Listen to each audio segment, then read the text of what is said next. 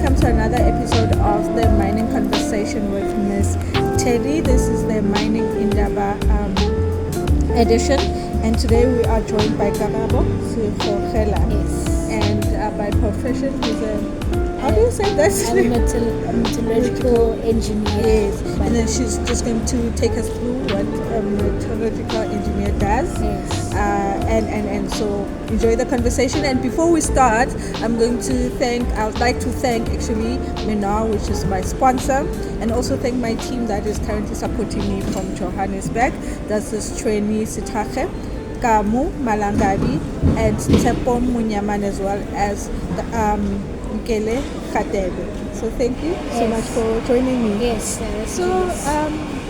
Let me, before I understand what metallurgical engineer is, can you tell me why was mining your first choice basically? Okay, mining. It actually wasn't my first choice. Okay. I think I'm from Soweto, Middleland. Okay. So I'm a Kasi girl through and through, so I really don't know much. I didn't grow up around people that I know, family members that knew anything about mines. Honestly, how it came about, it's also a weird story. It's also a funny story. I attended these career expos. You have them when you're in high school. People come and tell you guys about careers and whatnot. And I've never heard about metallurgy before in my life. That day was the first time I heard about it. And out of all the engineerings, this one was the one I didn't take the most. It was I don't know, but let me just, I was listening. I was much more listening to that conversation. The mining engineering, I was like, no, mining underground. I can't do that. The electricals, I was just like, and it was the first time I heard of metallurgy, so that's where my interest came from. And then one of the guys that was just telling us about, he was doing his master's there in metallurgy, held pyrite. So pyrite is a rock. It looks like gold. Okay. So they call it fool's gold because you think it's gold, but it's not. So he handed it to everyone around the venue. Everyone was like, "Oh, we were all kids. We're all excited.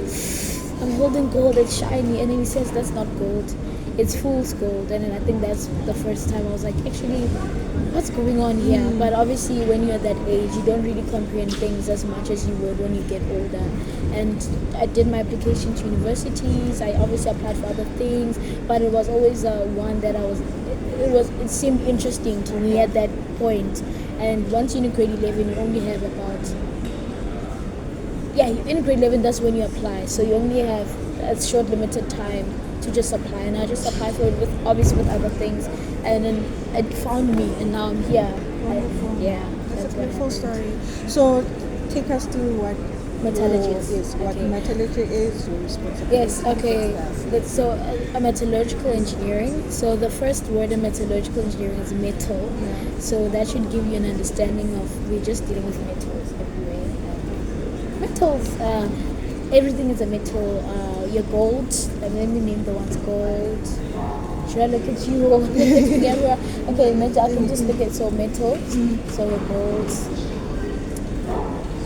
diamonds, coal, rocks. South Africa is rich in minerals, so we need people that know how to extract the value from. So you refer to them as metals instead of. No, they're still rocks. I mean, it's a general term. Like if you're speaking to someone in a normal everyday conversation, you're going to say rocks. Okay. They're metals. So obviously, they're minerals sometimes. Some of them are not even characterized directly they're not directly metals in a sense where you think of metal. They're minerals and they're rocks. They're mixes of stuff. And you need people to be able to basically extract them. And that's what my education brought me, learning about the different minerals that we have in South Africa and the world, and learning techniques and ways and how to extract the value of these rocks so that we can use it in everyday life. For example, if you work at gold, obviously we know that gold is more of the luxury space where people make jewelry, but gold also, part and parcel, it's a very complex process to get it, but gold is not just used in jewelry and necklaces. It's used in computers, in boards, it's an electrical component. Steel, for example, steel is in everything that we do. Steel is in the teaspoons and the forks in our houses. Steel is in the cars that we drive. It's in the buildings inside. So we need these things to basically for the new world. Yeah, so that's what I do. So you do you extract them, or do you give out information on how to extract them, or do you identify where they are and then? Okay, so it's a whole entire body. Okay. Like every other industry, you cannot just do one thing. You need everyone to do it. So at the most where we'll start is with exploration. People that go out and go into these lands and drill and basically come up with samples, and then we can identify from those samples, okay, we have this type of rock, this type of rock. By knowing what type of rock is underneath you, you're then able to start the conversations with how do you mine it, because not everything is mined the same. Unfortunately, the ground is very unstable. There are other conditions that need to be made. So you now are bringing in miners so that they can come and figure out how to take this out. And you're bringing geologists to come and tell you what type of rock this is, how to manufacture, how to beneficiate it. And you have process engineers, which are metallurgists, who are here to extract and refine the rock into what we can use, and then we sell it. So it's a whole entire value chain. It's not something you can. There's everyone for something. There's something for everyone, is what I want to say. Yeah, but that's what the metallurgists do. We process engineers. We are there to process we are there to process the metals and refine the metals to suit whatever needs. Okay. Yes. So talking about the Pyrites. Pyrites. Yes. I don't know. Is it the same thing that was found in KwaZulu-Natal when people thought that they had found diamonds and stuff, and then only to find? Yes, that's why it's called fool's gold. So the story is that they were digging and they saw gold. They saw things that looked like gold, and then it created a gold rush. So people were always coming, especially like, let's say they come into a region, they flocked, they're like, we're gonna get rich, we're gonna get gold, and then and then the rush didn't, obviously it's not gold, and it was called fool's gold because people came to look for wealth and to get these gold nuggets, to find out that these are not actually gold nuggets, they were pyrite, which is basically an iron sulfide. It's I can't even say you can. I cannot even say that iron sulfide is something that the industry that I work in even want. Okay. So when they burnt it, they realized, why doesn't it melt? This one, why is it not golding the way it needs to gold? And yeah, it's just a rock. It's just gold. It looks beautiful. It looks pretty, but it's not gold at all. Even the value of it is not even worth that of gold. Yeah. That's why it's called fool's gold, because people are rushing. I would also get crazy when something is shining in the water somewhere, and then you think and you burn it, you find out that it's not gold.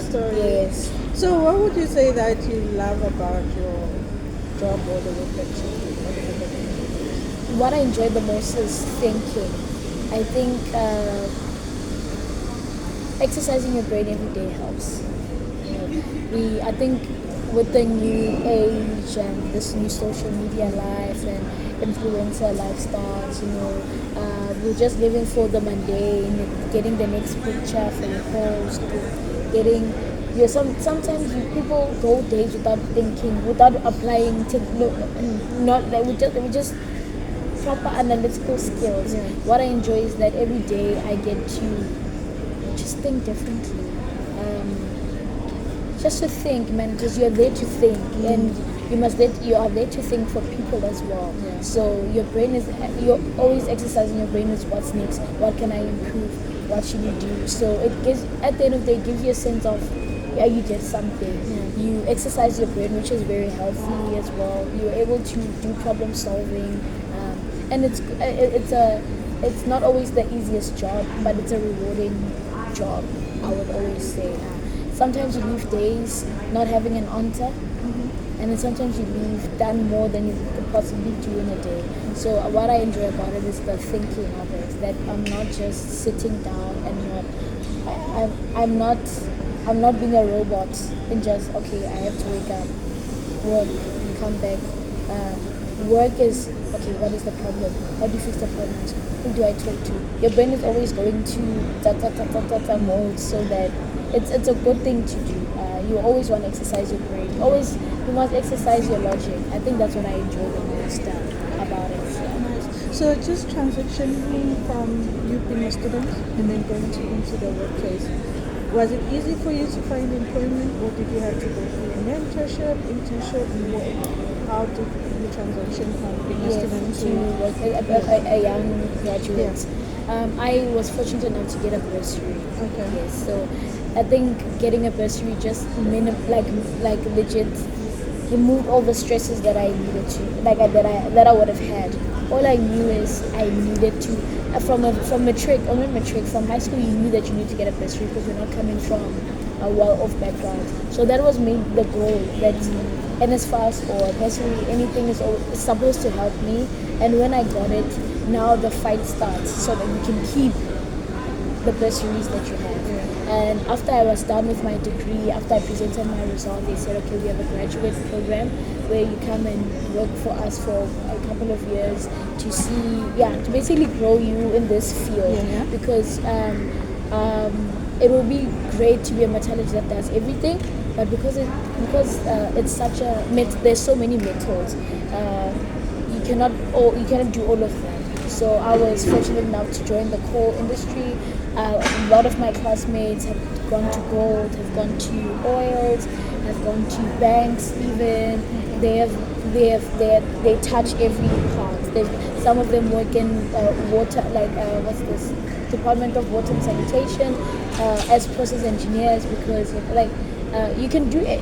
There's so much opportunities out there. I was lucky enough, but obviously there are people that were not so lucky like me, that immediately after you got that letter that said you passed, okay, we'll start the next month, we have to wait. But I do think that universities and schools, if you choose a good college, a good university, universities have these sort of agreements I wouldn't understand, where their students also need to be absorbed into working structures. So I was lucky and fortunate. I had a friend that had to wait about 6 months to get something, to get opportunity. Not that to just get opportunity. There are people that wait 2-3 years.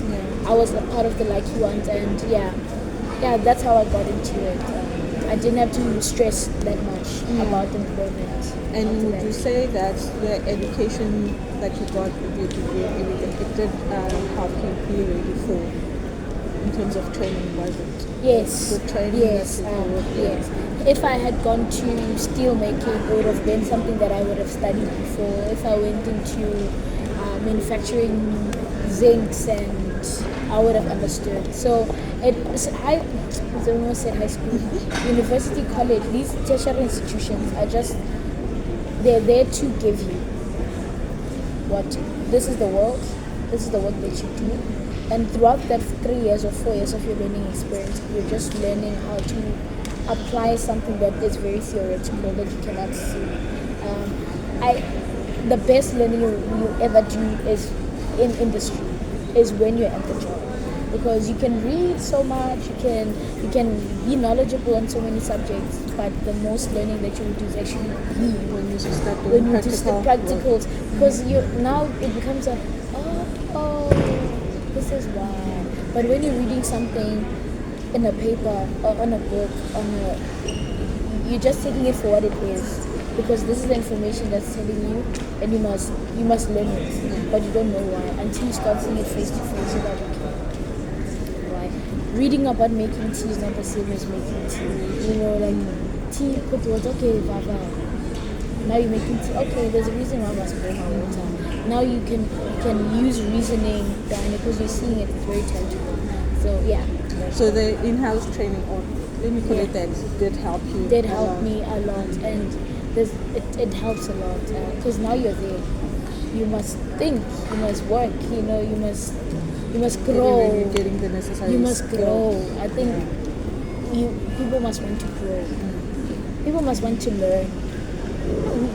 We care about the monies and you just want to grow as a person, because you don't want to always be in the same place for a long time. It's nice to learn the information. It's nice to learn a little bit fact about. You go home and you say, you know what, I didn't know about that. Yeah, it's nice to grow and learn. So yeah, I can say that. And it was, so we're about to just finish our conversation, but I just want you to just tell us with the metallurgy engineering in the future, how does it look like in terms of, I think there's AI now, there's so many things that are changing in the world, so how is it then shifting? So AI is a very practical tool. If used right, AI can change industry. But what I like is that, because obviously we talk about the fourth industrial revolution, but a lot of people are quick to forget that we are probably transitioning to a fifth industrial revolution where these technologies, this artificial intelligence must work for us, not against us. So we always forget that, yes, someone is going to have AI, but there's always going to be a thinking brain behind. AI doesn't just become AI. Yeah. AI is an idea from someone coded into a system so that it can reproduce certain results. The future of metallurgy, as long as the world needs anything, the chips inside your phones, inside your watches, the jewelry that you wear, the washing machine that you use, the kettle that you use, the oil, the clothes, because some of us wear polyester clothing that you use. It's all part of this big industry. So it will, because unfortunately we cannot wear holograms. We cannot eat holograms and eat technology. We have to live in the real world. Metallurgy, I still believe it still will be one of the important industries, so if I can say that, the industry bodies. It's very old. Metallurgy has been used in Africa when our ancestors were making steels out of these structures. Even though they didn't have a word for it, it was metallurgy. Metallurgy was people making weapons, blacksmiths, tempering, making swords, making knives, putting them in oil and water. It's always been there, even though it didn't have a name for it, even though it was called blacksmith, blacksmith, everything. Metallurgy will always be there, because as much as people are still alive, as people are still growing and learning, it's still a possibility. I don't think my brain, obviously we can use AI to our advantage to learn about new stuff. There's nothing wrong with learning, but we must understand that it's supposed to work for us, not against us. It's not here as a replacement. It's there's to add spice, into additional to make life more interesting, not to completely remove what is real and replace with something that's artificial.